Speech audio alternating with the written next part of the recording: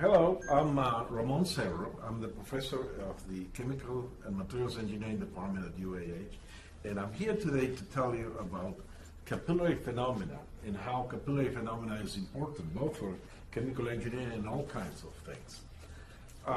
Capillary was something that puzzled people many years ago because you're familiar with what happens when you put a little capillary in capillary glass on inside of a liquid surface. The water goes up, but if it's mercury, the mercury is depressed. So people are saying, why is this happening?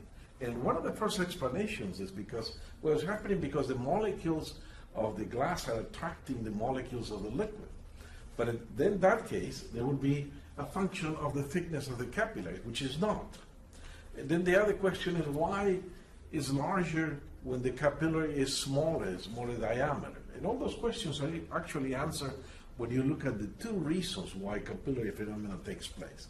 The first reason is because the molecules of the liquid attract each other. So when you look at an interface, a liquid and air interface, for example, there's a surface tension, a tension that attracts it, and we can measure this tension using this little device that you have to actually exert a force in order to increase the length of that surface, and the force that is acting back is, of course, the interfacial tension or surface tension as we know it.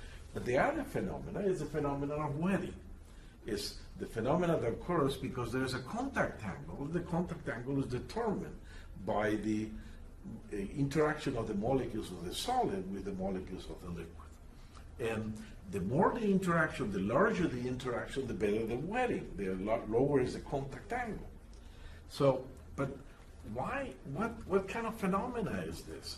That molecules interact in order to give you a macroscopic type of effect. Think of the size of a hurricane. Let's say the hurricane is 20 kilometers in diameter. And a little drop of water would be 2 millimeters in diameter. So the ratio between the size of the hurricane and the size of the water, of the little drop of water, is about 10 million. But if you look at the size of the molecules inside of the drop of water, there is also a relationship of 10 million because the molecules are only 2 angstroms in diameter. So in order to understand the phenomena, you have to understand that there are very, very tiny forces, and these tiny forces are very active right at the surface of right at the interface. And this is what determines what is the size of a raindrop, for example. If you look at the artist's depiction, it looks like it's got a little tail, but that doesn't have any reality. The actual size, the actual look of the raindrop is more like an oval, because the surface tension is trying to make it as a perfect sphere, while the forces that are acting by friction from the air are making it like an oblate. Okay, but why would anybody be interested in the size or the shape of a droplet? Well, you will be interested if you're making an inkjet printer, because the size of the droplets as well as the shape of the droplets is very important to determine how good the printing is. But even better than that is how can you avoid those little pesky little drops that come out afterwards, and they have a different size and they may have a different behavior. So you're worried about these things. The next thing is, if you have a liquid, a large amount of liquid, then you put it into a container, it will take the shape of the container. But if it's a small amount, like a little droplet, maybe a droplet of 1 or 2 millimeters in diameter, the surface tensions are the one that make it look like a sphere. And they can sit on top of a surface, like the one you see there, which we call the lotus effect. Or they can be hanging from the surface, which we call the pale effect. Okay? But then again, why would anybody be worried about wetting? And you're worried about wetting if you have a space shuttle that goes to space. Because under gravity, the liquid that is inside of the fuel tanks is just sitting on the bottom. And it's very easily directed towards the engine. But when you get into the space, there is no gravity. So this liquid if it wets the walls, it will be climbing on the walls. If it doesn't wet the walls, it will probably be separated into bunches of fuel and hanging around on inside of the tank. So you won't be able to get them down to there. The next thing is, this is what I call the lotus effect. And the next time you see one of our soldiers, look at the yellow boots. The yellow boots are made out of super hydrophobic material, which you cannot be wet by water. But it's so neat that at the same time that it cannot be wet, it also cleans itself. Because when the water goes over it, it removes all the dirt that is coming out. And certainly that type of effect comes from a combination of things. It's not only the surface tension of the droplet that is trying to make it to look like a sphere, but also the texture and the type of the surface, the solid surface which is sitting on. This is one of the most interesting effects, and people are using this in order to generate self-cleaning solid surfaces. But why else could you be interested in? Suppose that you throw an object that is wettable into water.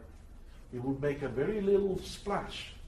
However, if the object is hydrophobic, it will make a very large splash.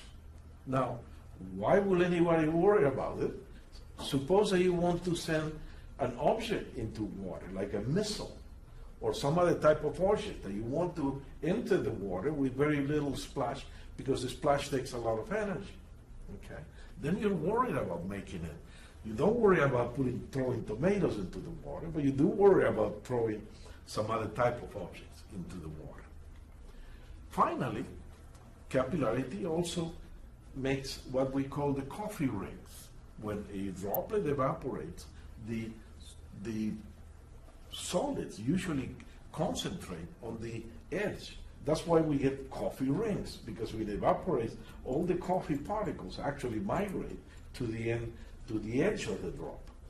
And it's interesting that when we look at, because we are not interested in this just because of the coffee rings. We are interested in this because when you do DNA arrays and the arrays evaporate, the DNA is also concentrated on the edges. But it's not only concentrated on the edges, it's also stretched out in such a way that now becomes a more like a string rather than a sort of a convoluted molecule. But finally, and this is the main reason why we worry about wetting, wetting precedes adhesion. And if you wet perfectly, if you wet well, and if you do that in such a way without trapping air inside of between what you're trying to coat and what you're trying to wet, then you can do a very good wetting, which will result in a very good adhesion. Think of it. Most of the new Boeing 787 Dreamliner are made out of composite, and this composite rely on the fact that the polymers are wetting the particles and are getting a perfect adhesion. Otherwise, it would be a catastrophic failure. And if you're a gecko, you also worry about adhesion because that's what makes the gecko hang. This picture is not upside down. The gecko is actually hanging upside down. And the reason why it's hanging upside down is because he has little things on their feet that attaches, because it wets the surface and attaches to the surface. So wetting, capillary phenomena, they're very interesting, they're very important, and I hope you enjoy this presentation.